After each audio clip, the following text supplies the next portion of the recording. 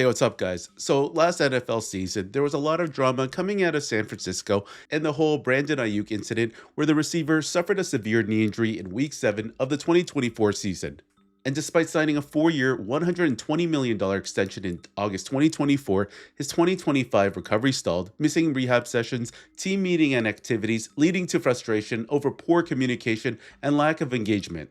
By July 2025, the San Francisco 49ers voted $27 million in 2026 guaranteed money for failing contractual obligations. Ayuk was then placed on the PUP list, showed up sporadically, but then fully ghosted the team, prompting the club to place him on the reserve squad list in December 2025, ending his season. Anyways, it was a contentious relationship last season for both parties. That said, listen to what his teammate George Kittle had to say about the whole situation. Listen, you brought up a guy just now. Ayuk? What's the deal, man? Oh, let's see. Speak totally freely, uninhibited. Uninhibited. No one's listening to the show. No one's listening to the show. Driving by stadiums at 98 miles an hour. Yeah, I don't know about that. The last time I saw Ayuk was because he was kind of at training camp, kind of not. And then he was like in and out of the building throughout like those first couple weeks.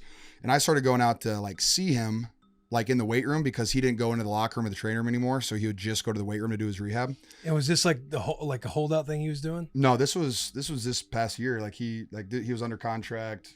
This was the year after. This was this past season. So there's no holdout or anything like that. And I just go out there and talk to him because like didn't go to meetings or anything like that. And so I was like, I just talked to him like, hey, let him know that, hey, I'm your guy. Like, just let him know I love you.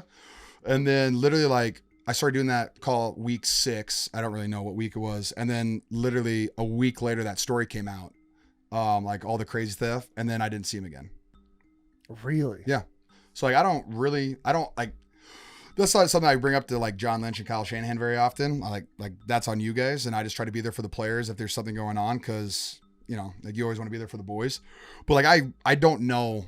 I don't know. I don't know what's going on with Brandon. Like, I don't know what he's thinking about or, you know, what he's thinking. So I really have no idea. Yeah. It's hard when you see a guy struggling and you don't know all the pieces and you just want to help. Yeah. Like hey man, like we've played together for 4 years now. Like I love you. I love playing football with you. How can I help? And then like literally 2 days later, the article comes out and I don't see him again. So I'm just like, all right. Yeah. He did text me though after I got hurt. Did he? Yeah. Said thinking of you. Good teammate. Said thanks, dude. Good teammate. That was so I haven't really talked to him. So like I really don't know. No clue. Okay, so now I want you to listen to what Grant Cohn had to say. He's actually a 49ers insider working for SI because he breaks down this whole thing and pieces every little thing that happened. So let's go back to the beginning and try to piece together what really happened. There was a contentious contract negotiation. Ayuk got what he wanted, but they never repaired the relationship. He came back and played, and he clearly looked like his heart wasn't in it anymore. He looked like he didn't love football anymore. Then he got hurt.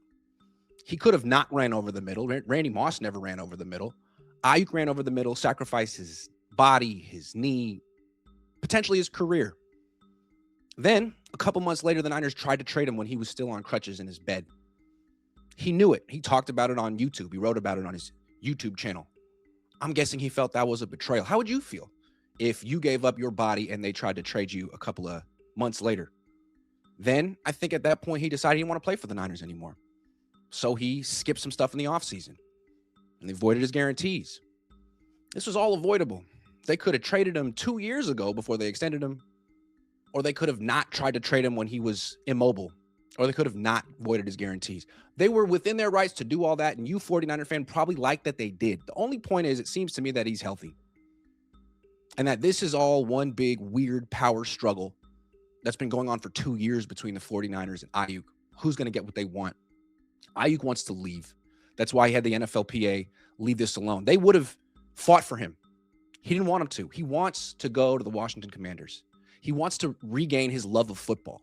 He wants to play with his friend, Jaden Daniels.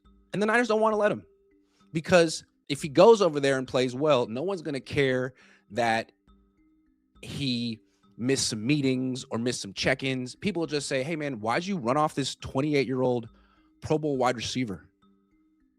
We got some personal issue with him. You couldn't work it out. George Kittle was the only one talking to the guy. And you replace him with someone 5 years older than him who has no future beyond this year? That's why he's still in the team. That's why they would love to trade him to Cleveland for a 7th-round pick, so he never goes to Washington. And in their best case scenario, he never ever goes to Washington. In their best case scenario, he never plays again. So I don't know. Neither one is innocent here, and I'm not taking sides. I know you think I'm taking Aiyuk's side. I really don't care. All I'm saying is he's going to play again. He's going to play for Washington. There's nothing the Niners can do about it. And if he plays well, they're in trouble. It's going to be interesting to watch it play out.